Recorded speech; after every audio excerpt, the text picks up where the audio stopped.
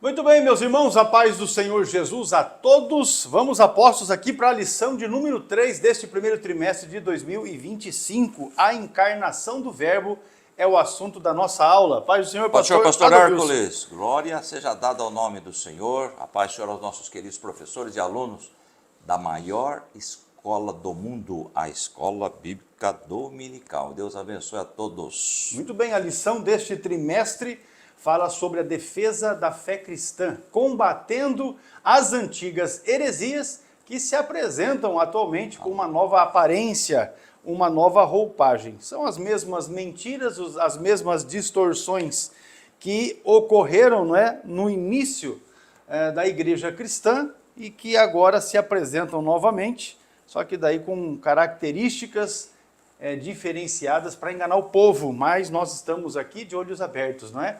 Por isso nós fazemos apologia. O texto áureo desta lição está no Evangelho que João escreveu, capítulo 1, versículo 14. E o Verbo se fez carne e habitou entre nós, e vimos a sua glória como a glória do unigênito do Pai, cheio de graça e de verdade. É o texto do Evangelho de João, capítulo 1, versículo 14. Já a verdade prática da lição diz: a vinda do Filho de Deus em forma humana é um fato presenciado por muitas testemunhas, por isso a negação da sua historicidade não se sustenta. Vamos para a leitura bíblica em classe.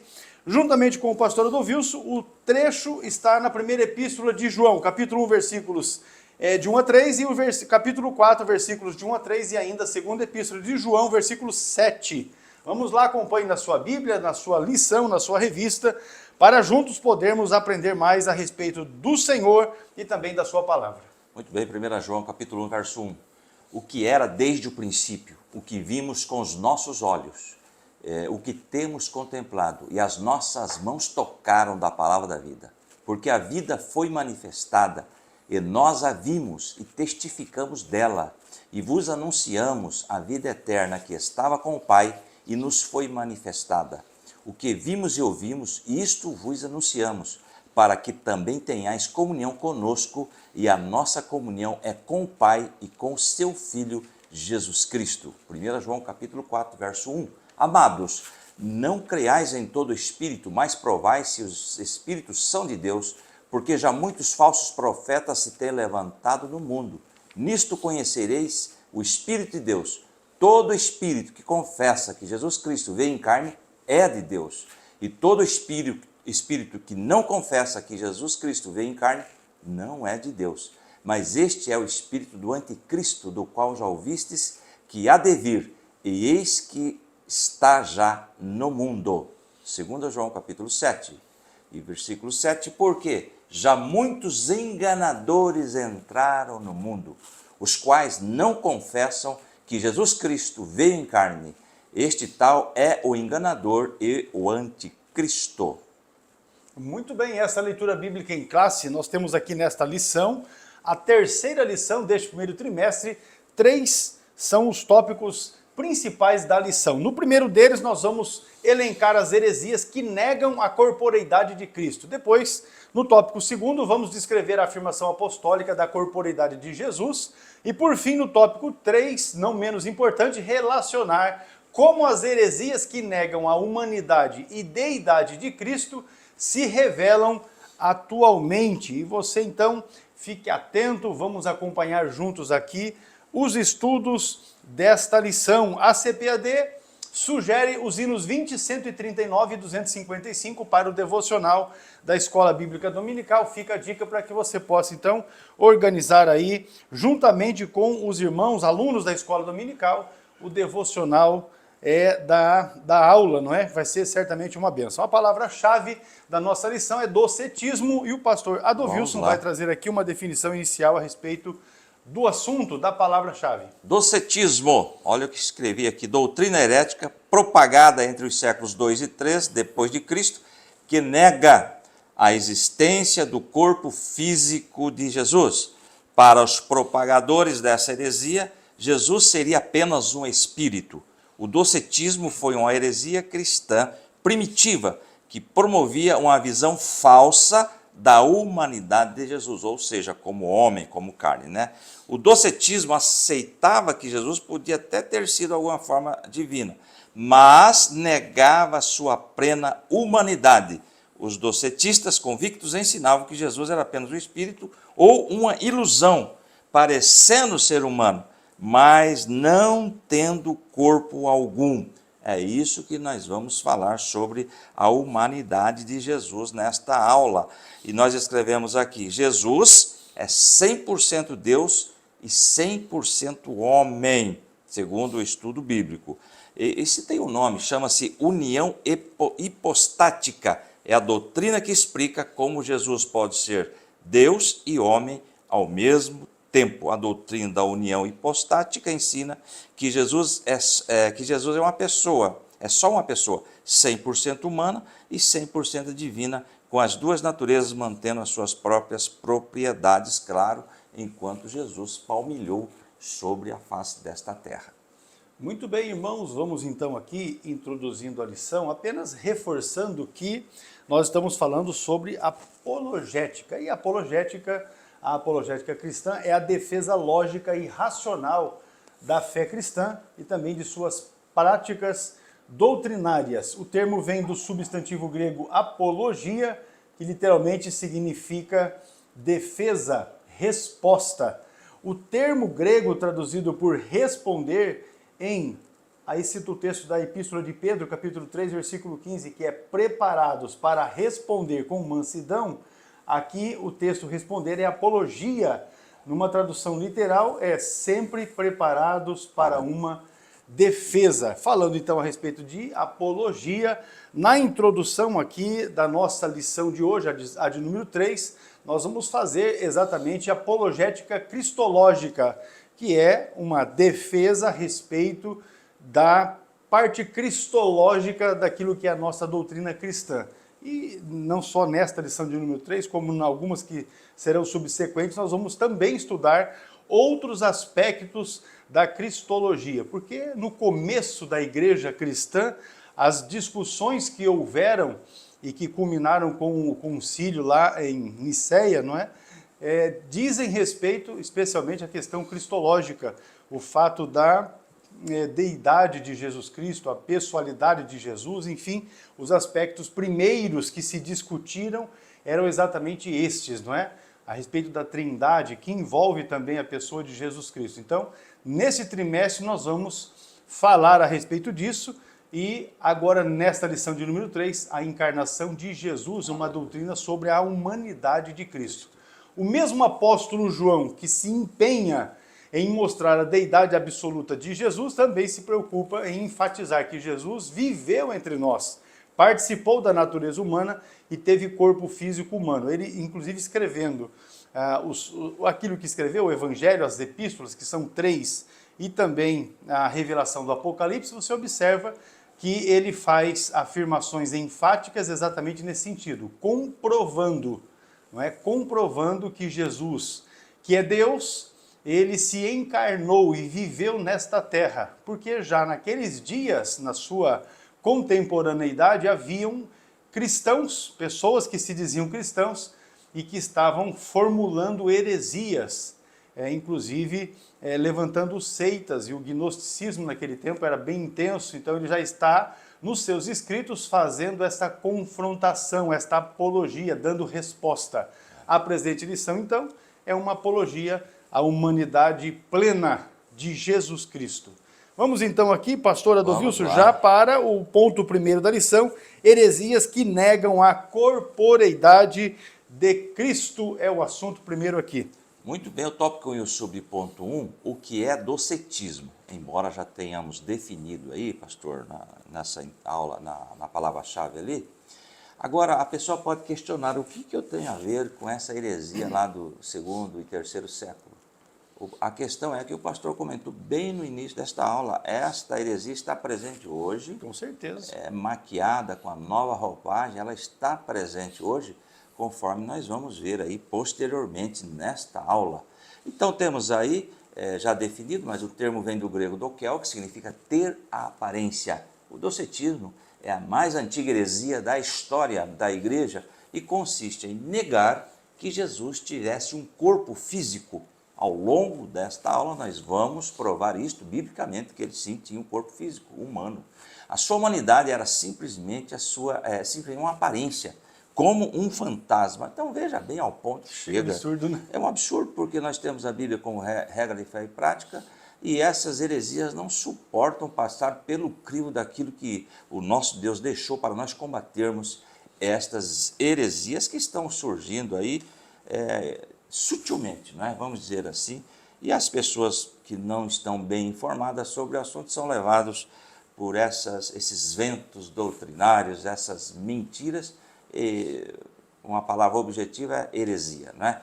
Aí, pastor, o tópico e o subponto 2, o que os docetas ensinavam sobre Jesus? Justamente isso, né? Lá, os seguidores dessa heresia ensinavam muitas coisas fora das Escrituras e contrárias à palavra de Deus. É claro que fora o que a Bíblia diz, alienado o que essas Escrituras registram, a pessoa pode criar aquilo que ele achar que deve. Até na existência de gnomos ele pode acreditar. Com certeza. Porque fora das Escrituras ele pode ter o pensamento que quiser. Porém, conforme o pastor disse, nós estamos aqui para fazer apologia. O que é apologia? Defesa verbal da fé. E não pela minha palavra, e sim o que diz a palavra do Senhor. Então, várias heresias estão surgindo ao longo dos tempos, várias seitas alienadas do que a Bíblia diz. O nosso enfoque, voltando aqui para a nossa lição, o nosso enfoque destaca a humanidade de Jesus como verdadeiro homem. Esse é o cerne da lição de hoje. Lucas descreve um começo muito humano, está ali o texto, Jesus ele teve parentes, não é? Lucas 1,5, no tempo de Herodes, rei da Judéia, havia um sacerdote chamado Zacarias, que pertencia ao grupo sacerdotal de Abias. Isabel, sua mulher, também era descendente de Arão, nós vamos ver que era parente da Maria, que é a mãe de Jesus. Que agora temos ali também, Jesus teve parentes, José e Maria, Lucas 2,4, diz lá, assim José também foi da cidade de Nazaré da Galileia para a Judéia e para Belém, cidade de Davi, porque pertencia à linhagem de Davi. E o versículo 5, ele foi a fim de alistar-se com Maria, que lhe estava prometida em casamento e esperava um filho. Foco, aí estamos aí, sem questionamento nenhum, a humanidade de Jesus como criança, né? Sendo ali, passando pelo período de gestação, enfim, no ventre de Maria. E também tinha vizinhos e primos, ou seja, ele não era um fantasma, era uma pessoa. Temos aí Lucas 1, 36 e 58. E também os pastores, Lucas 2, diz lá, Lucas 2, 8, havia pastores que estavam nos campos próximos e durante a noite tomavam conta de seus rebanhos. O que é isso? Quando Jesus nasce, esses pastores vão até a manjedoura para ver Jesus, o bebê, a criança Jesus. Nós temos um estudo aí, pastor, para trazer uma curiosidade para os irmãos, que os magos, que não são 3 e não são reis, não estavam no nascimento de Jesus, tá certo? Quem visitou no nascimento de Jesus, o bebezinho ali na manjedoura, foram realmente os pastores, mas é só para atiçar a curiosidade. Nós passamos, né? Nós já passamos recente a época de Natal nós temos uns ensinos que são também heresias, né, a respeito dessa questão. Inclusive com organização de presépio, isso tudo é uma presepada, né? Esse negócio de presépio é uma presepada, mas vamos lá. Não tem um respaldo bíblico, né? E temos aí Simeão e Ana, Lucas 2 e 25, diz lá, não é? Havia em Jerusalém um homem chamado Simeão, que era justo, piedoso, e que esperava a consolação de Israel, e o Espírito Santo estava sobre ele. E olha o 28, Simeão tomou nos braços e louvou a Deus, dizendo, então, se ele tomou nos braços, isso é no 28, está comentando aqui sobre a apresentação de Jesus. Ele tomou nos braços. Veja bem, a humanidade, Jesus em carne, bebê, tá certo? Então nós temos essas colocações aí, comprovando a historicidade familiar do nosso Senhor e Salvador Jesus Cristo. Aí na lição temos também, isso sem contar o relato sagrado da sua infância, que enfoca o seu desenvolvimento físico, intelectual e espiritual. Lá em Lucas 2,40 diz assim, o menino crescia e se fortalecia, enchendo-se de sabedoria, e a graça de Deus estava sobre ele. Ou seja, Jesus passa por todas as faixas etárias, é criança, é pré-adolescente, adolescente, jovem, enfim, comprovando assim a humanidade de nosso Senhor e Salvador Jesus Cristo. E temos na lição também Lucas 2,52, que diz assim: Jesus ia crescendo em sabedoria, estatura e graça diante de Deus e dos homens. Aí Jesus se alimentou, vamos colocar nos dias de hoje, com leitinho materno, teve que usar fraldas. Teve um aluno que me perguntou, uma criança, pai, Jesus era bebezinho, então ele tinha passou por todas essas fases aí, comprovando assim a humanidade, a origem familiar de Jesus. Muito bem, é importante dizer que Jesus, em vários momentos da sua jornada aqui na Terra, ele se encontrou com pessoas socialmente, se reuniu para refeições, para jantares, não é? Em algum momento até os seus opositores implicaram pelo fato dele se reunir para fazer refeições com os publicanos. Então, veja que os próprios opositores davam sustentação para a sua humanidade. Agora, os heresiarcas, não é? Os inventores de heresias e fundadores de seitas, arrumaram um jeito de fazer uma contestação, inclusive eles próprios não tendo vivido com Jesus, assim como aconteceram com os apóstolos e os primeiros pais da igreja. Então, chega a ser absurda esse posicionamento. Vamos lá. Teve um momento na Bíblia que eles falaram, é um fantasma, lembra? É um fantasma. Porque vinha andando sobre a água. Se fosse fantasma, o povo não queria ter muito contato. Não ia estar muito próximo dele, com certeza. Muito bem, o subponto 3 aqui, quando falamos a respeito das heresias que negam a corporeidade de Jesus, nós temos aqui entre os principais heresiarcas, e esta palavra heresiarcas diz respeito a isso. São aquelas pessoas que se levantam com posicionamentos que são contrários à Bíblia e à deidade de Jesus Cristo. São os que formulam heresias e também fundam as seitas. São esses os heresiarcas. Eles negavam que Jesus Cristo tivesse vindo em carne. Então nós poderíamos colocar hoje aqui, por exemplo, a Ellen White como uma heresiarca. Nós podemos colocar aqui Charles Taze Russell, o fundador da seita dos Russelitas, os Testemunhos de Jeová, também como um heresiarca, assim como outros, só para que os irmãos façam relação. Roger S. Smith Mormon, que foi o fundador da Igreja de Jesus Cristo dos Santos Últimos Dias, os Mormons. Então esses são os heresiarcas, porque formulam heresias e fundam seitas. Então nós temos aí esses que negavam que Jesus Cristo tivesse vindo em carne. Esses três personagens que o pastor Ezequias Soares cita aqui na revista, são aqueles que naquele primeiro século já estavam formulando esses besteiróis todos que estão aí. Primeiro deles, tinha outros, com certeza. Ele deu destaque para esses três, até porque o espaço da lição, da revista, é pouco. Agora, se você estudar, por exemplo, o nosso livro de Teologia Sistemática 5, do curso de Teologia, nós falamos ali a respeito de uma quantidade deles, que são homens e também mulheres que se levantaram ensinando contra Cristo, contra Deus, contra a Bíblia, enfim, pessoas que se levantaram para reduzir o cristianismo a nada, e fato é que eles não conseguiram. Então nós vamos lá, primeiramente a respeito aqui deste personagem, o Cerinto. O Cerinto, que viveu ali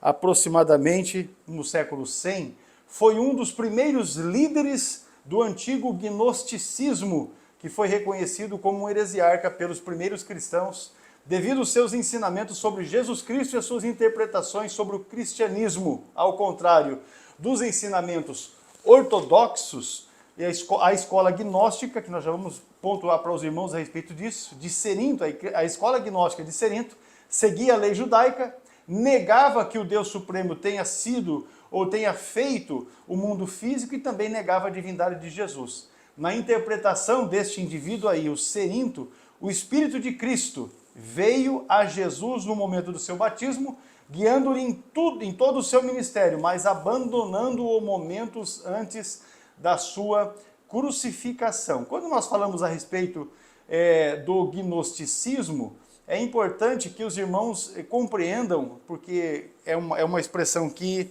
nós não temos definição no texto bíblico, né? Porque é daquele momento, mas o gnosticismo é um sistema religioso dualista de crença surgido no século II depois de Cristo, que sustentava que a matéria era má e o espírito bom, e alegava que a salvação era alcançada apenas por meio do conhecimento místico, ou ainda através da gnose, que é um conhecimento superior, espiritual, interno ou iniciático. A palavra deriva do verbo gignoskos e significa conhecer. Então, este Cerinto veio dessa escola do gnosticismo e ele tinha esta crença. Na lição nós temos que Cerinto negava o nascimento virginal de Jesus e ensinava o docetismo.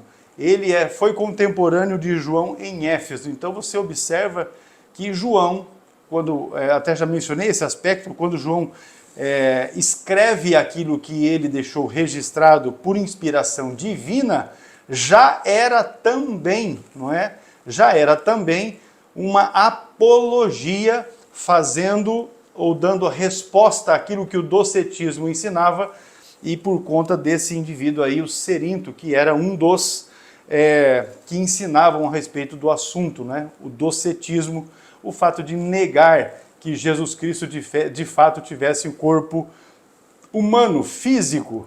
Esse era um dos pensamentos do Cerinto. Agora, o segundo que está mencionado aí na lição é o Saturnino, o principal representante do gnosticismo sírio. Lembrando que a Síria é vizinho de Israel, está ao norte de Israel.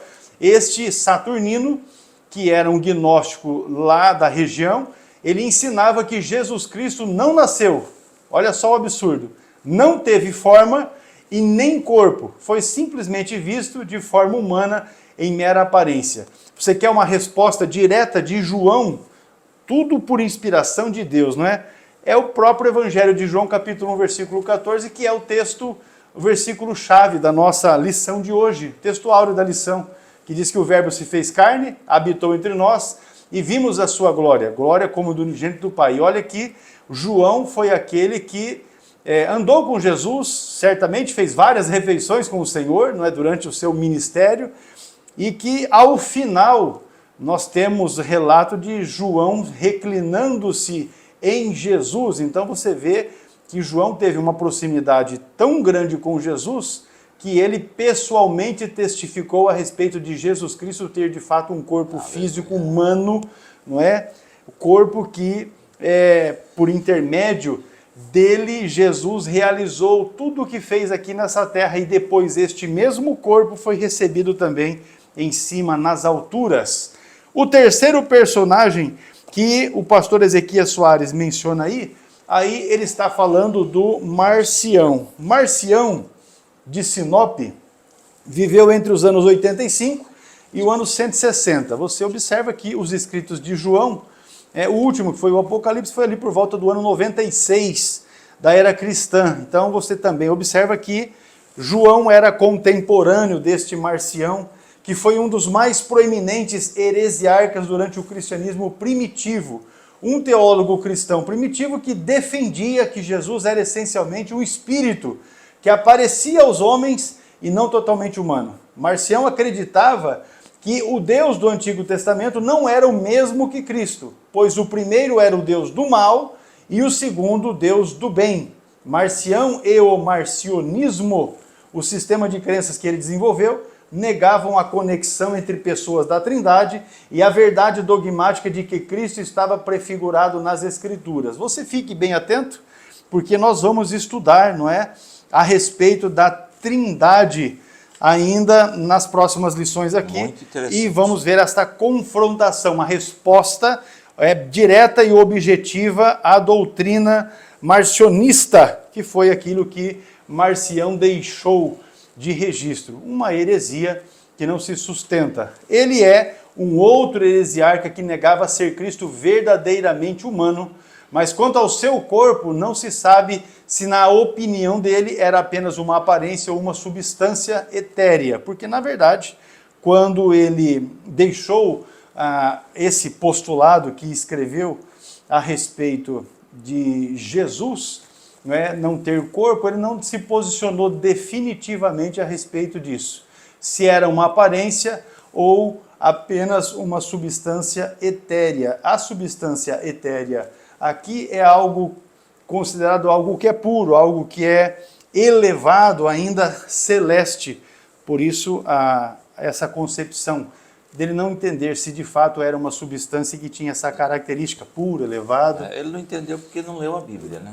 Porque ele não lido. Ele não andou com gente boa, porque se ele tivesse andado ali com gente boa, certamente ele não teria tomado esse rumo que tomou, não é? Com certeza falhou nesse sentido.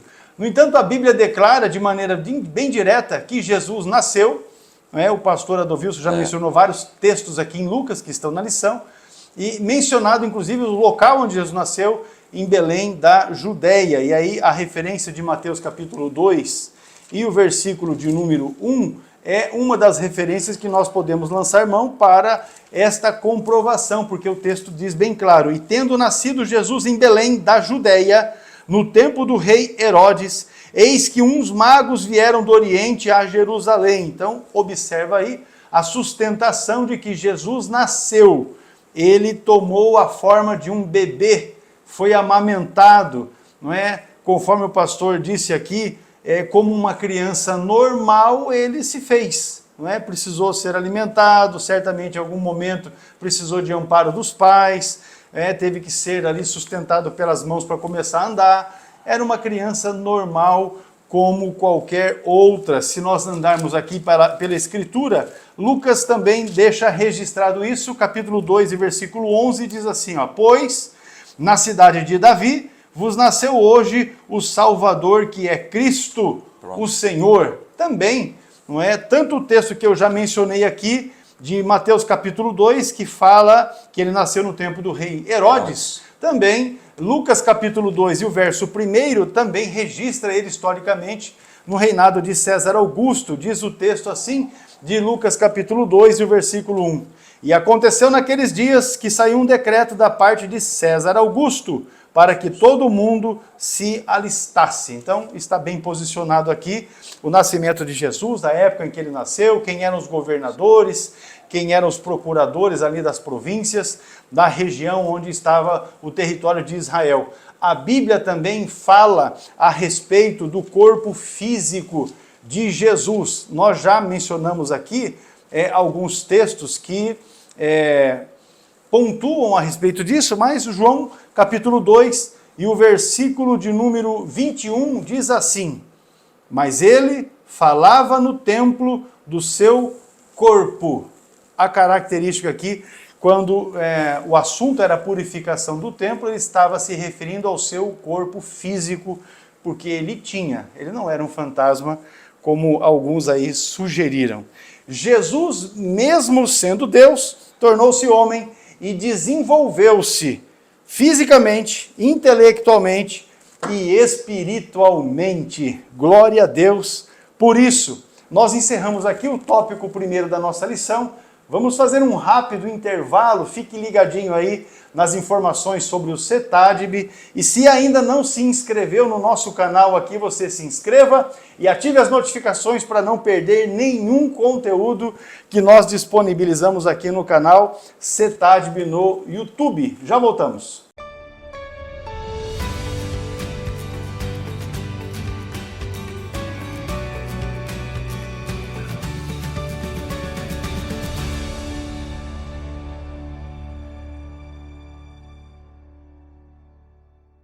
O CETADB é o centro teológico mais próximo de você. O aprendizado é monitorado por obreiros através de material autodidático e você pode estudar por extensão com um custo acessível. No CETADB você tem os cursos de nível básico, médio e avançado. Informe-se no site www.cetadb.com.br ou no telefone 43 3426 0003. Seja um aluno do centro teológico que mais cresce no Brasil. CETADB é o ensino teológico além das fronteiras.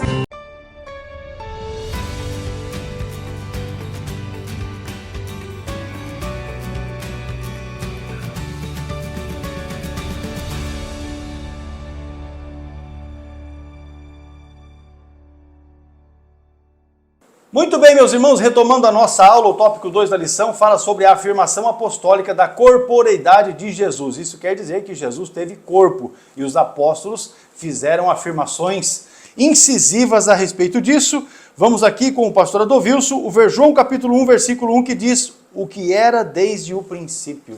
Muito bem, o que era desde o princípio, João, Evangelho de João, né? Jesus Cristo, segundo registrou João, capítulo 1, verso 1. É interessante que desde o princípio não está estabelecido ali quando, não é? Gênesis 1. É muito além disso, é o eterno passado. Jesus sempre foi, né? Sempre existiu, ele é Deus. E temos aí o tópico 2, subponto 1, os evangelhos de Mateus, Marcos e Lucas, denominados aí de evangelhos sinóticos. Essa palavra sinótico significa que eles têm uma mesma visão. Por que sinóticos? Os evangelhos sinóticos são chamados assim porque apresentam muitas semelhanças em suas narrativas. Então, Mateus, Marcos e Lucas são os primeiros aí evangelhos chamados sinóticos que apresentam Jesus ressaltando seus aspectos humanos, ao passo que João reforça o aspecto divino. Pastor, é interessante aqui, Mateus, por exemplo, falando do Evangelho de Mateus, que não está na lição, é um adendo que eu trago aqui para melhorar. Mateus apresenta Jesus como rei, escrito especificamente aí para os judeus. E é interessante que em Mateus nós encontramos a genealogia de Jesus, ou seja, comprovando que ele teve uma origem humana, não é? Descendência.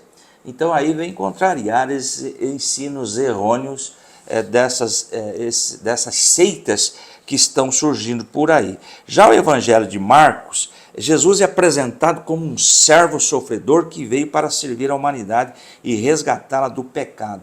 Alguém já viu aí um fantasma sofrendo algum tipo de situação? Jesus é servo sofredor, nós temos isso, e quando vemos a história dele real, de todo o sofrimento que ele passou por nós, não é mesmo?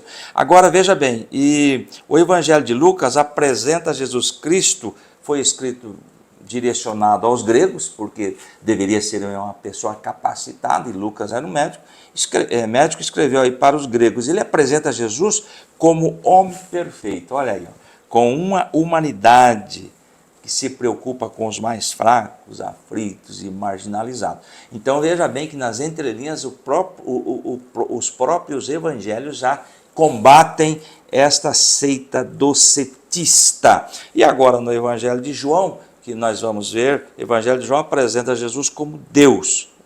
João 1:1, e no princípio era aquele que é a palavra, e ele estava com Deus e era Deus, referindo-se aí ao nosso Jesus. Voltando para a lição, os três evangelhos expõem Jesus exteriormente, ao passo que João revela interiormente, que apresenta Jesus como Deus.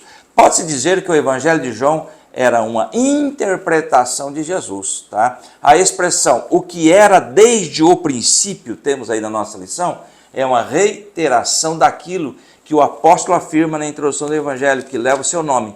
No princípio era o verbo, né? Quem é o verbo? Jesus, João 1:1. Isso significa que o verbo já existia mesmo antes da criação. Então nós temos aí, queridos, Gênesis 1:1, no princípio Deus criou os céus e a terra. Agora esse princípio aí, Jesus já estava presente. Nós vamos ver aí, chegando à plenitude dos tempos, né? Conforme diz a Bíblia, Gálatas 4:4, Jesus vem, nasce sob a lei e nasce de mulher. Veja bem que todos os pontos corroboram para provarmos aí a humanidade de Jesus. E temos aí também o tópico 2, subponto 1, que era desde o princípio. Mas João nunca perde de vista que o verbo se fez carne, humano, tá? Não se contenta apenas com isso, mas apresenta detalhes importantes. Olha aí que coisa interessante. É que o verbo não somente se fez carne, para não deixar dúvida alguma, e habitou entre nós. João 1:14 diz assim: aquele que é a palavra tornou-se carne e viveu entre nós, ou seja, habitou entre nós. Alguém diz assim, tabernaculou, esteve conosco, ou seja, em carne, porque ele está conosco hoje em espírito. Tabernaculou refere-se a ter tomado um corpo sobre si. Vimos a sua glória como unigênito, vindo do Pai, cheio de graça e de verdade. E eu trouxe aqui literalmente a ideia de Jesus, que Jesus tabernaculou entre os homens. Esta palavra evoca lembranças do tabernáculo antigo, Testamento, que era o lugar onde os homens encontravam Deus.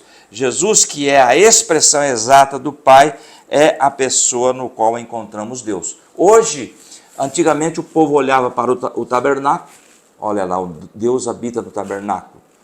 Quando eles olhavam para o templo, olha, o nosso Deus habita no templo. Hoje, Jesus habita em nós. Nós somos templo e morada do Espírito Santo. Hoje, realmente, nós temos concluindo e temos essa certeza que fez carne, habitou entre nós e hoje continua conosco. Muito bem, está reafirmado então esse posicionamento de que Jesus é desde o princípio, não é? Eternamente passado. Agora vamos para a reafirmação apostólica, que está também no verso 1, a parte B desse texto. O apóstolo reitera o que havia afirmado já na introdução do seu evangelho, o que vimos com os nossos olhos e o que temos contemplado, e as nossas mãos tocaram da palavra da vida. Então ele viu, não é? Ele pôde interagir e ainda tocar na palavra da vida. Aleluia. Está se referindo a Jesus Cristo. Isso pode parecer até uma redundância. Vimos com os nossos olhos. Não é? Obviamente que você vê com os olhos, não é?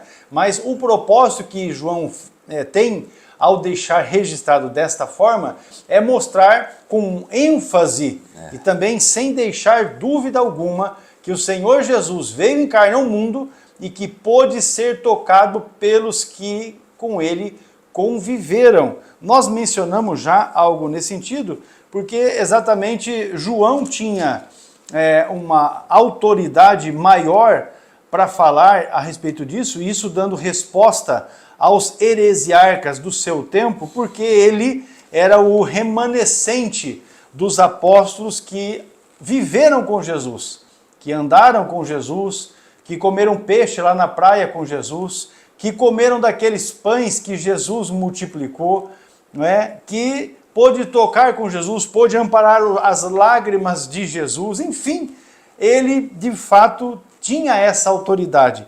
Veja o texto de João capítulo 20, o texto está no versículo de número 27, ele diz assim, depois disse a Tomé, Jesus falou isso para o Tomé, põe aqui o teu dedo e vê as minhas mãos, chega a tua mão e põe-na no meu lado, não sejais incrédulo, mas crente. Ou seja, quando Jesus aparece ali para os discípulos após a sua ressurreição, o dídimo que não creu que Jesus havia ressuscitado, ele disse, não, eu só vou crer se eu colocar a minha mão ali nas suas feridas.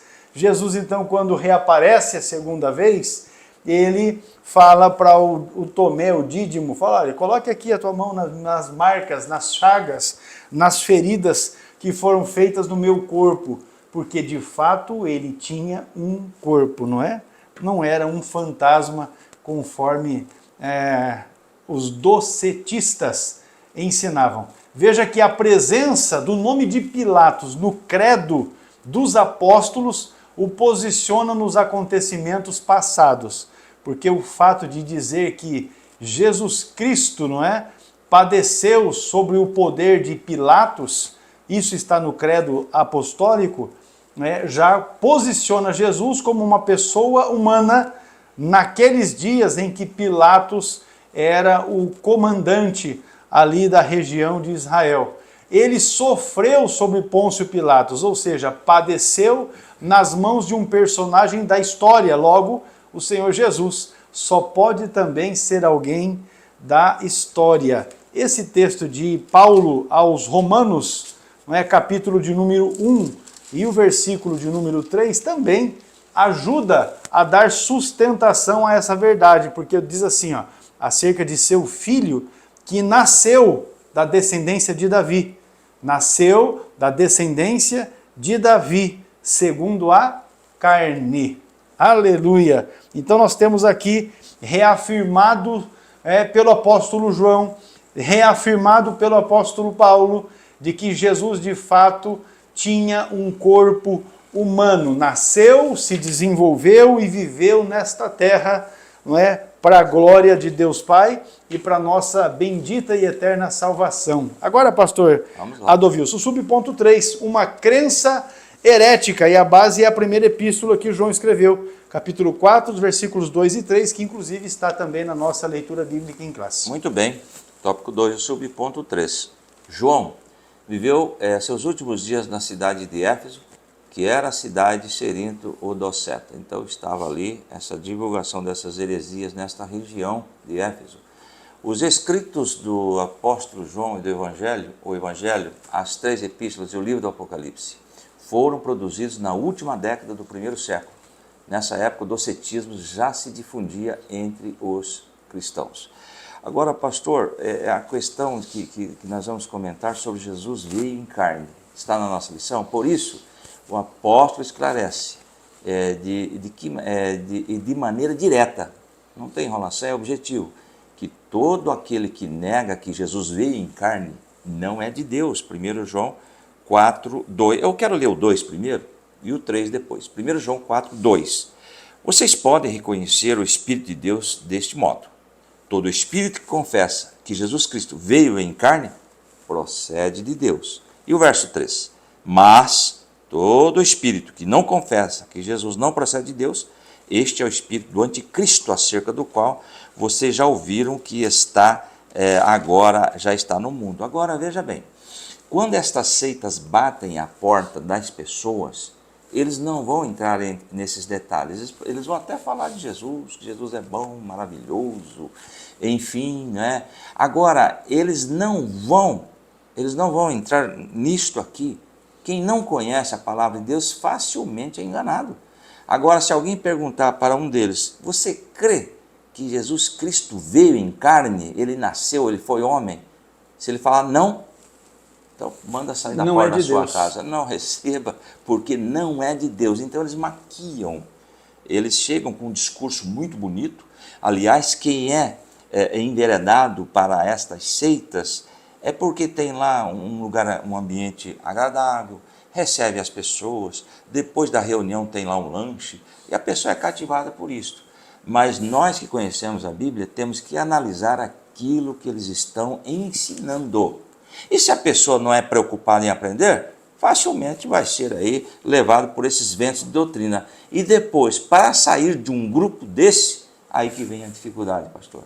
Ele está preso, ele está acorrentado por essas mentiras, por isso que nós devemos fazer a apologia, a defesa da fé, por isso que o nosso povo deve conhecer a palavra de Deus para combater essas mentiras que estão por aí afora.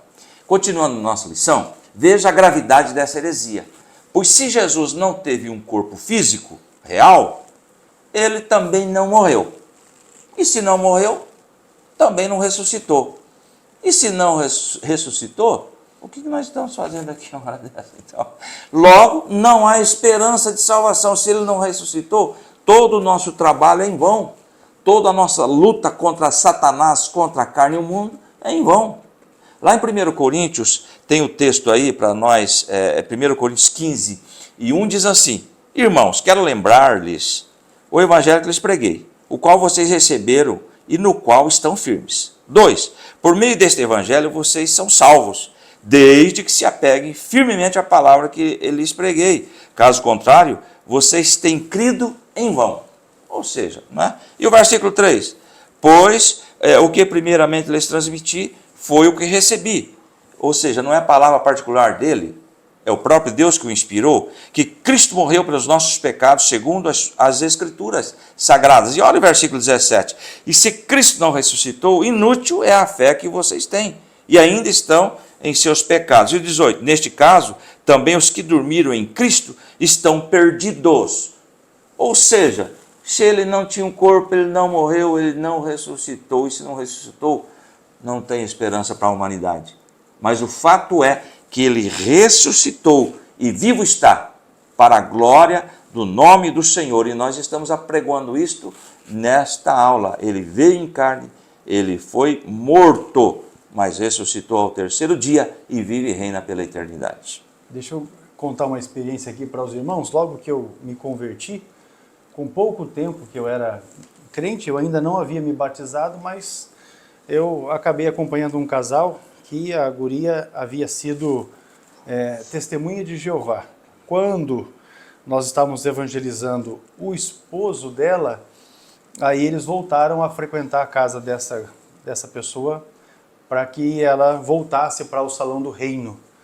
E certa feita ela quis que os anciãos lá tivessem uma conversa com a gente junto. E eu, meu Deus do céu, eu era novo convertido. A única coisa que eu tinha, além da salvação, que era um negócio importante, né, muito importante por sinal, era uma Bíblia de referência Thompson, que eu tenho essa Bíblia até hoje. Eu uso essa Bíblia, ela desgalhou, já soltou a capa do miolo da Bíblia, eu dei um jeitinho ali, enfim, colei, e eu pesquisei alguns textos, e eu cheguei nesse texto da primeira epístola de João, capítulo 4, os versículos aqui de 1 a 3. E quando a discussão se acalorou, eu perguntei para aqueles dois que estavam lá, se eles criam de fato que Jesus, porque eles estavam falando de Jesus, falando bem de Jesus, né? Aí eu perguntei se eles criam de fato que Jesus Cristo, que é Deus, havia nascido, encarnado, morto, crucificado, morto, sepultado e que ao terceiro dia havia ressuscitado. Eles disseram, não é bem assim. Aí foi quando eu peguei e falei, então vamos ler a Bíblia. Aí falei assim, leia na sua Bíblia. Ele leu na Bíblia deles esta verdade. Aí eu falei para o rapaz, eu não vou citar o nome aqui porque não é o caso, para o rapaz e para a esposa dele, falei, eu acho que para mim a nossa discussão se encerra aqui. Porque se eles não creem e a Bíblia deles está dizendo que esse tal não é de Deus, então eu acho que porque não é de Deus mesmo. Para mim está encerrada a nossa conversa. E a conversa se encerrou ali. Eu juntei a Eliane, que à época nós éramos apenas namorados ainda, e recentemente completamos 30 anos de casado, é bom lembrar isso aqui, mas a conversa se encerrou ali. E aí a gente acabou criando um vácuo de alguns dias sem conversar com esse casal, porque a gente conversava direto. E aí passou-se alguns dias, ela numa ligação disse, olha, de fato eu já falei para o pessoal que não quero mais eles na minha casa, porque aquela conversa final para mim foi elucidativa. Então é isso. E para ser um pouco mais agudo nessa questão, quando a gente encontra com endemoniados e repreende o demônio da vida da pessoa, para saber se o demônio saiu de fato e se a pessoa está liberta, é só mandar ela dizer isso. Você crê que Jesus Cristo veio em carne? Porque se o demônio estiver ali ainda, fica mudo, não fala. Agora depois que falou, aí está liberto. Não é? Então é esse o negócio. Veja aí como a palavra de Deus ela se cumpre cabalmente. E as heresias acabam caindo por terra. A respeito disso, né, por essa razão o apóstolo João foi contundente contra os docetas, ou seja, aqueles que estavam ensinando que Jesus Cristo não tinha corpo, era um fantasma. Os expoentes de tal crença são chamados, segundo o texto da segunda epístola de João, capítulo, aqui não tem o versículo 7 direto, ele diz assim, porque já muitos enganadores entraram no mundo, ou seja, João é enfático em dizer que esse tipo de gente são os enganadores, e eles estão aqui, século 21, eles andam por aí, tentando enganar e enganam muitos. Os evangelhos sinóticos apresentam Jesus ressaltando os seus aspectos humanos, ao passo que o evangelho de João revela o seu aspecto divino. Vamos para mais um intervalo e retornamos aqui para estudarmos o tópico 3 da lição. Vamos falar como essas heresias se revelam hoje, então fica ligadinho. Não perca, aproveita para se inscrever no canal e ativar as notificações. Não perca nada do conteúdo que nós aqui disponibilizamos para o vosso crescimento. Deus abençoe. Já voltamos.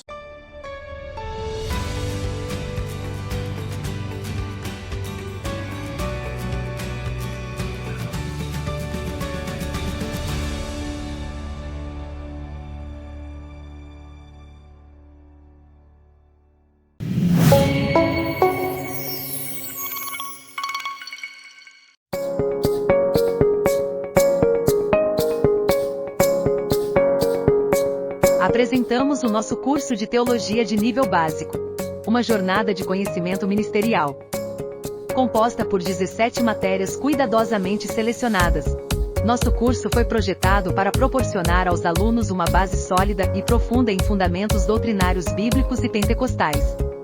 O objetivo do nosso curso básico é estruturar o conhecimento de nossos alunos de forma organizada e compreensível. Através das páginas da Bíblia, desvendamos as verdades eternas que moldam a nossa fé. Cada matéria e cada lição estudada é uma pedra preciosa que construirá uma estrutura de fé e conhecimento inabalável. Através do estudo e das orientações de nossos professores nas videoaulas, você ganhará uma compreensão mais profunda da palavra e do seu ministério. Ao concluir este curso, você estará preparado não apenas com conhecimento teológico sólido, mas também com a confiança e a sabedoria necessária para desempenhar um papel significativo em seu ministério. Junte-se a nós e comece a construir sua base de fé e conhecimento, fortalecendo-se para servir e liderar com propósito. Curso básico em teologia onde a fé se encontra com o entendimento, e o ministério é moldado por verdades sólidas e pentecostais.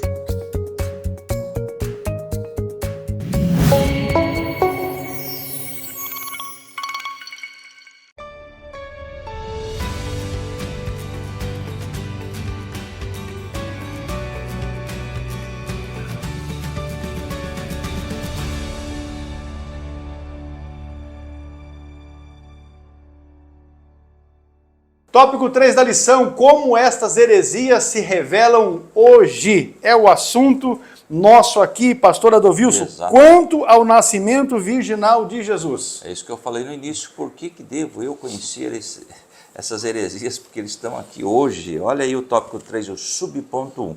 Há movimentos que negam o nascimento virginal de Jesus. Está aí explicitamente na nossa lição, os mormons e a Igreja da Unificação, e ensinaram que ele não foi, os ensinos deles não foi gerado pelo Espírito Santo. Não creem, portanto são seitas e estão disseminando heresias. Tem pessoas mal informadas que vê alguém por aí, até com Bíblia debaixo do braço, e dizem, alguém olha lá, é crente, é cristão. Então nós temos que tomar cuidado com isso. Sempre eu repito isto, o que é que estão ensinando? Nós falamos nas primeiras aulas, como nós podemos afirmar que um grupo é uma seita. O que eles falam sobre Deus, sobre Jesus, sobre o Espírito Santo, sobre pecado, sobre salvação. Se estão ensinando conforme a Bíblia diz, glória a Deus. Se não, é seita. Vamos voltar aqui para a nossa lição. Negar a concepção e o nascimento virginal de Jesus é uma das marcas desses movimentos que estão aí hoje, conforme nós já falamos. É uma nova roupagem, estão aí maquiadas, né? É o ensino moderno de Cerinto e seus seguidores. A Bíblia anuncia de antemão a concepção. Nós temos aí uma profecia sobre o nascimento de Jesus lá em Isaías 7,14, 700, 800 anos antes dele nascer, está já registrado 7,14 de Isaías. Por isso o Senhor mesmo lhe dará um sinal. A virgem ficará grávida e dará à luz a um filho e se chamará Emanuel, que significa Deus conosco. Lembrando que aqui não seria o nome dele, né? Um título Emanuel, Deus conosco, que o nome dele foi orientado a ser Jesus, não é mesmo? Então temos aí esta profecia cumprida literalmente sobre o nascimento e até a virgem que ficaria grávida com a atuação direta do Espírito Santo. E o seu cumprimento histórico no Novo Testamento. Jesus foi gerado pelo Espírito Santo. Lá em Mateus 1, 18, 20, nós temos aí a refutação bíblica para essas questões heréticas que estão ensinando sobre o nascimento de Jesus, não é? 1, 18, foi assim o nascimento de Jesus. Maria, sua mãe, estava prometida em casamento a José, mas antes que se unisse, achou-se grávida pelo Espírito Santo. Está aqui, nós cremos nisso, é a atuação de Deus, é um milagre. E o versículo 19, por ser José seu marido, um homem justo, e não querendo expô-la à desonra pública, pretendia anular o casamento secretamente. Aí tem todo aquele fato cultural, histórico, porque ia trazer problemas para Maria, mas ela está grávida. Então tem aí a realidade que nós devemos levar em conta, o fato que ela engravidou através de uma ação sobrenatural, não é mesmo? E tem aí na nossa lição, o anjo Gabriel disse a Maria, descerá sobre ti o Espírito Santo, e a virtude do Altíssimo te cobrirá com a sua sombra, lá em Lucas 1,35, e o anjo respondeu, o Espírito Santo virá sobre você, o poder do Altíssimo a cobrirá com a sua sombra, assim aquele que há de nascer será chamado Santo, Filho de Deus. Temos aí, então, toda esta preparação, todo o tempo, né, de gestação, né, que durou, gerando aí nosso Deus Jesus como homem, carne. Muito bem, só para aproveitar, porque cabe aqui esta fala, nós estamos aqui fazendo uma defesa, uma apologia quanto ao nascimento virginal de Jesus. Propriamente dita, a concepção, o Espírito Santo gerou Jesus no ventre de Maria sem que houvesse relação sexual entre José e Maria. Esse é um aspecto que nós devemos frisar aqui, porque a doutrina católica diz que a Virgem Maria foi recebida também nos céus. E nós não temos isso na Bíblia, e muito menos alguma informação que possa contemplar isso. O contrário nós temos. Por exemplo, Mateus capítulo 12, versículo 46 diz assim, e falando ele ainda à multidão, eis que estavam fora a sua mãe e os seus irmãos, pretendendo-lhe falar. Então nós temos aqui a palavra explicando que Maria teve outros filhos depois que Jesus nasceu. Então ela concebeu Jesus sendo virgem, porém depois o José, que era seu marido, legitimamente gerou em Maria filhos. Então Jesus teve irmãos segundo a carne. Também nós nos voltamos aqui para o próprio Mateus capítulo 13, que é o capítulo seguinte a esse que eu acabei de ler. Os versículos 55 e o 56 diz assim, não é este o filho do carpinteiro? E não se chama a sua mãe Maria e os seus irmãos Tiago e José, e Simão e Judas? E não estão entre nós todas as suas irmãs? De onde lhe veio, pois, tudo isso? Então a Bíblia não menciona o nome das mulheres que eram irmãs de Jesus, mas menciona aqui o nome de 4 dos seus irmãos, Tiago, José, Simão e Judas, o que comprova que Jesus teve irmãos, filhos de Maria. A doutrina católica diz, não, esse povo aí era filho de José, que depois se casou com Maria, e aí Jesus era o único filho de Maria. Não existe esse registro na Bíblia, porque se fosse assim, esse registro estaria na Bíblia como os demais registros aqui foram feitos. Pode dizer, pastor? Pastor, a derrocada dessa teologia católica da eterna virgindade, se o senhor puder achar aí Mateus 1,25 ou na versão transformadora, na linguagem de hoje, eu vou ler aqui, Mateus 1,25, preste atenção, marque esse versículo aí, Mateus 1,24 eu quero ler. Quando José despertou do sono, fez como o anjo do Senhor lhe havia ordenado e recebeu Maria por esposa. O verso 25 diz assim, porém, não teve relações com ela, essa aqui ficou clara, enquanto ela não deu à luz a um filho a quem pôs o nome de Jesus. O senhor achou aí outra tradução, 1,25 de Mateus? De fato, a que eu tenho aqui, deixa eu pegar aqui para ver qual é a tradução que está aqui, a nova Bíblia Viva. A Nova Bíblia Viva em português, porém José não teve relações com ela até o seu filho nascer e ele deu-lhe o nome de Jesus. Que tem uma tradução... A nova versão transformadora diz, no entanto, não teve relações com ela até o menino nascer. E ele deu o nome de Jesus. Agora depois... Que tem uma tradução que diz assim, não a conheceu. Mas conhecer não é de conhecer. A conheceu é relacionamento sexual. Ou seja, José não teve relacionamento sexual com Maria até que Jesus nasceu. Na tradução, o livro diz assim, mas ela continuou virgem até nascer o seu filho. José pôs o nome de Jesus. Depois disso, houveram filhos. Pastor, até porque o José não ia passar olhando a Maria, porque é muito fácil de entendermos que José tinha mais idade do que Maria, bem mais idade.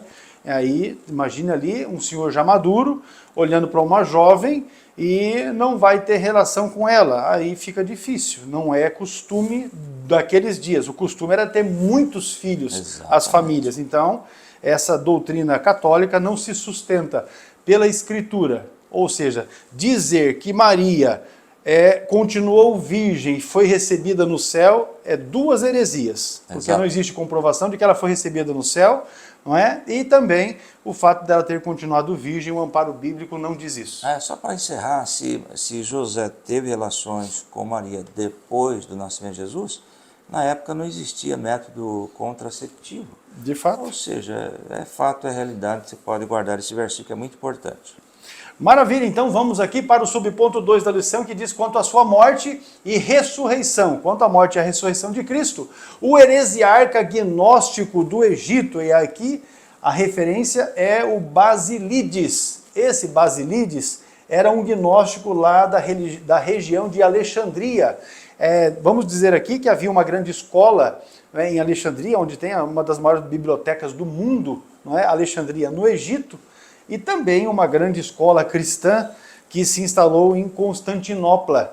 Isso no avanço ali do Império Romano. Alexandria era, de fato, um polo muito grande de irradiação do cristianismo. E esse Basílides, que negava a crucificação de Cristo, ele foi um dos primeiros professores religiosos gnósticos lá de Alexandria, no Egito. E ele ensinou entre o ano de número 117, o ano 117, até o ano 138 da era cristã. Então veja aí quem era o Basílides. Ele era um gnóstico, nós já pontuamos aqui a respeito do que crê o gnosticismo. Ele dizia que Simão, o Cirineu, olha só o absurdo, Simão, o Cirineu, transfigurou-se e foi equivocadamente crucificado. E que o populacho o tomou por Jesus. Do tipo assim, o Simão, irmão, só para lembrar, foi aquele que foi tomado dentre a multidão para poder carregar a cruz. Num certo momento ali da trajetória de Jesus carregando a cruz, que ele não suportou mais o peso da cruz, cataram o Simão e falou, carrega esse negócio aí. E o Simão carregou. Aí a ideia que esse Basílides ensinava é exatamente isso. Que ele foi transfigurado e as pessoas o confundiram com Jesus, pegaram o Simão e crucificaram ele lá. E isso era o absurdo que ele ensinava. Agora, veja como isso não se sustenta. Porque os próprios guardas, quando Jesus estava crucificado, poxa, salvou todo mundo, salva-te a ti mesmo, desce da cruz. Não é? Os ladrões que estavam crucificados ao lado de Jesus também deram testemunho a respeito disso, de ser Jesus e não Simão, que estava pregado na cruz. Então, absurdos grandes. Não se sustenta. Agora é triste que nós temos pessoas, crenças, religiões que não creem até hoje. Nós vamos estudar a respeito desse assunto, especialmente na lição de número 5. Nós vamos ver isso aí, os grupos que têm esse pensamento. Assim sendo, Cristo apenas presenciou a crucificação de Simão, o seu suposto sósia. Não se sustenta. Tem uma questão de um sósia também aparecendo por aí, mas pastor, tem aí a teoria do desmaio. Ou seja, Jesus não morreu na cruz, ele desfaleceu. Aí quando colocaram na tumba, ele se reanimou. Tem a outra teoria do dublê, que não foi Jesus que morreu lá. Foi um dublê que colocaram lá. Então tem várias teorias que não se sustentam, não passam pelo crivo da palavra de Deus. Muito bem. O Alcorão, que é o livro sagrado dos muçulmanos e também a principal fonte de autoridade espiritual para eles, declara que o Senhor Jesus não foi crucificado, que tudo não passou de uma simulação. Eu trouxe aqui. Alcorão 4 e 157. Eu trouxe aqui, alguns dizem Corão, mas na realidade a verdade é Alcorão, a palavra correta, Alcorão 4, vamos usar capítulo 4, verso 157, é direto. Eles não mataram o Messias, eles apenas lhes pareceu assim, por sua própria ignorância e orgulho. Eles mentem para si mesmos e para o mundo inteiro, fazendo alegações sem conhecimento, falando sobre a morte de Jesus. O que está escrito nesse trecho do Alcorão é exatamente isso aqui, ó. E por dizerem, matamos o Messias, Jesus, o filho de Maria, o mensageiro de Deus, embora não sendo na realidade certo que o mataram, nem o crucificaram, senão que isso lhes foi simulado. E aqueles que discordam quanto a isso estão na dúvida, porque não possuem conhecimento algum, abstraindo-se tão somente em conjecturas. Porém, o fato é que não o mataram. É isso que está escrito lá no Alcorão. Exato. Então veja que é de fato uma negação da morte e ressurreição de Jesus. Porque se conseguirem, a luta do Satanás é justamente essa, é inculcar na cabeça do povo que a ressurreição de Jesus é uma mentira, porque se Jesus não ressuscitou, tudo o que está sendo vivido de cristianismo é uma farsa. E eles não conseguiram isso até hoje, já fazem 2000 anos, vamos arredondar a contagem, 2000 anos que estão nessa tentativa e até hoje não conseguiram. E não vão mesmo conseguir porque Jesus Cristo, ele se encarnou, é o Deus vivo que se encarnou, não é? Que foi perseguido, foi crucificado, mataram Jesus, sepultaram Jesus. Ao terceiro dia, ele ressuscitou. Quando já devia estar apodrecido, ele ressuscitou. E aí foi recebido nos céus e vive para todo sempre. E a nossa expectativa é que ele venha buscar um povo seu, santo, zeloso e de boas obras, que é uma das promessas que ele fez, que ainda está por se cumprir. E nós estamos aí no aguardo. Nas notas explicativas de rodapé das edições do Alcorão, eles afirmam que um sósia de Jesus foi levado à cruz. Isto se parece com a mesma ideia ensinada pelo tal do Basilides, lá na região de Alexandria, ou seja, uma grande mentira, uma farsa. Essa doutrina contraria todo o pensamento bíblico, os fatos históricos, não é, que também fazem menção a respeito disso, e ainda a Bíblia ensina que Jesus morreu e ressuscitou dentre os mortos. A despeito do pastor Adovilson já ter lido esse texto aqui da primeira epístola de Paulo aos Coríntios, capítulo 15, deixa eu mencionar aqui os irmãos novamente, porque primeiramente vos entreguei o que também recebi, que Jesus morreu por nossos pecados, segundo as Escrituras, e que foi sepultado, e que ressuscitou ao terceiro dia, segundo as Escrituras. Então Paulo, muito depois dos fatos haverem acontecido, está dando testemunho que, segundo as Escrituras, foi que isso aconteceu, e foi-se assim, e assim, e assim. Jesus nasceu, morreu, e ressuscitou. Vamos lá então, meu pastor. Agora, a confirmação histórica é o subponto 3. Tópico 3, o subponto 3 é o último ponto, desta lição. Veja bem, eu trouxe aqui, antes de entrarmos ali na lição, com relação a Jesus. Um autêntico corpo humano suportou o peso da cruz e foi nela encravado. Um corpo verdadeiro foi transpassado pela lança. A água e o sangue vertidos eram reais. O corpo que recebeu aromas e especiarias no sepulcro e que também ressuscitou dentre os mortos era real. Era um corpo humano. Era sustentado por alimentos e estava sujeito à fome, a cansaço e também necessitava do sono como qualquer corpo humano necessita. Jesus, 100% homem e 100% Deus.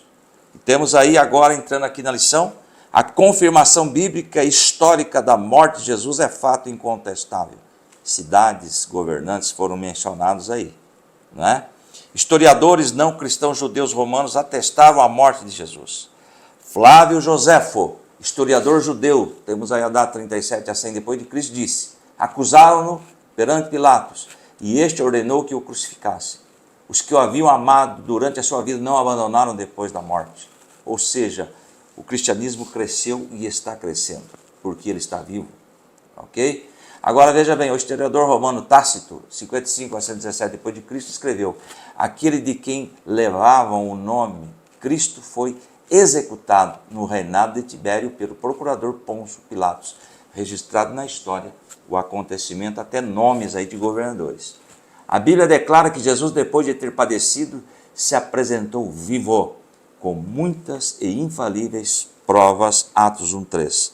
Depois do seu sofrimento, Jesus apresentou-se a eles, deu-lhes muitas provas indiscutíveis de que estava vivo e apareceu-lhe por um período de 40 dias, falando-lhe acerca do reino de Deus. Fato, realidade. Lá em 1 Coríntios 15, 6, me lembrei agora, ele apareceu ressurreto por aproximadamente uma quantidade de 500 irmãos, comprovando assim a ressurreição de Jesus no corpo. Muito bem, meus irmãos, a confirmação bíblica e histórica da morte de Jesus é um fato incontestável. Não há como negar que isso de fato, não é, aconteceu. As expressões o verbo se fez carne e também Jesus Cristo veio em carne significam uma resposta aos docetas. Apenas para reafirmar, o docetismo, eles vivem na pregação de que Jesus é um espírito, não é? Que Jesus é como se fosse um fantasma, que ele não teve corpo. E esta lição vem exatamente dar uma resposta, fazer a apologia, a defesa a respeito de que de fato Jesus teve um corpo, ele se encarnou. Muito bem, os evangelhos revelam vários atributos característicos de Jesus, ser humano. Ele foi revestido do corpo físico, porque o pecado entrou no mundo por um homem e pela justiça de Deus tinha de ser vencido por um ser humano, né, como sacrifício. Jesus se encarnou. Cuidado com a colocação, tem alguém que fala errado, reencarnou. Mas Jesus se encarnou, tornou-se carne, fez-se homem, sujeito ao pecado, embora nunca houvesse pecado, e venceu o pecado como homem. Glória a Deus. Muito bem, meus irmãos, encerramos aqui então a lição de número 3. Não perca a próxima aula, vamos falar sobre a Trindade. E é certamente uma das principais doutrinas do cristianismo, assim como essa que nós acabamos de estudar, o fato de Jesus ter se encarnado, tornar-se homem, não é? E vivido aqui nesta terra. Nós queremos aqui louvar a Deus pela sua vida, pela sua família e pedir que Deus continue abençoando o seu ministério, faça próspero e abençoado em tudo. E no mais, se você ainda não se inscreveu, aproveite esses instantes finais, inscreva-se no canal, ative as notificações e nos ajude a divulgar esta aula. Coloque aí, não é, o link desta aula nos grupos de WhatsApp que você tem acesso, não é, faça também aos irmãos que você conhece da escola dominical, professores de escola dominical, dê como sugestão para eles também assistirem a nossa aula, estudarem conosco a palavra de Deus. Pastor Adonilson. Muito bem, que Deus abençoe a todos e vamos continuar juntos crescendo na graça e no conhecimento neste ano 2025. Vamos estar juntos em nome de Jesus. Deus abençoe. Amém, a paz do Senhor.